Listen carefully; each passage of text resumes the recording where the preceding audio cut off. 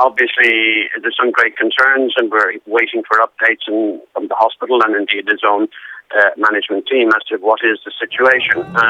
We do nevertheless know that he has his own personal physician there who knows him very well.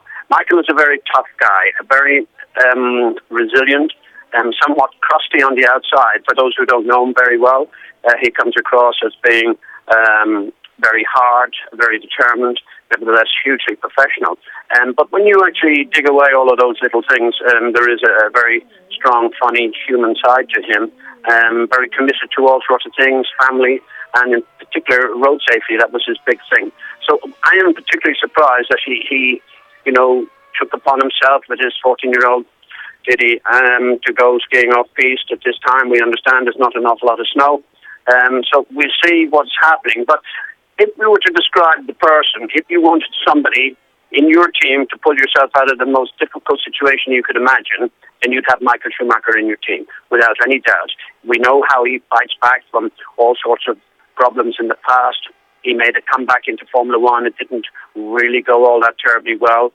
We're trying to figure out what is going on in his mind. Is he happy with himself, or would he prefer to come back in a role in different sport or whatever it is? But Michael Schumacher is the toughest person you could ever imagine, and he will pull himself out of this if it's at all possible. Eddie Jordan, many will say it's ironic that after a career in Formula One, as a high-risk career, a dangerous career, that this is where he is injured. He is a risk-taker, but known as a calculated risk-taker. Well, I think he sees things differently. To you and me, us normal people, we see speed at a certain given speed. I think he sees speed in a much slower context. In other words, things come through as like he doesn't see that as being risk. And it's funny, the accident he had, I think, the broken leg at Silverstone some years ago was the height of the extent of his physical injuries. Whereas then he went off to play with motorcycles and he hurt his back.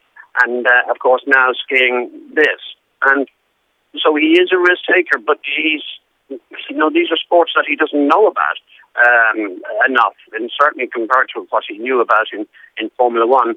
So, maybe he is thinking he can do whatever he feels he'd like to do, but sadly, age and years and experience catch up with us all, and maybe he can't ski and as well as he thinks he can.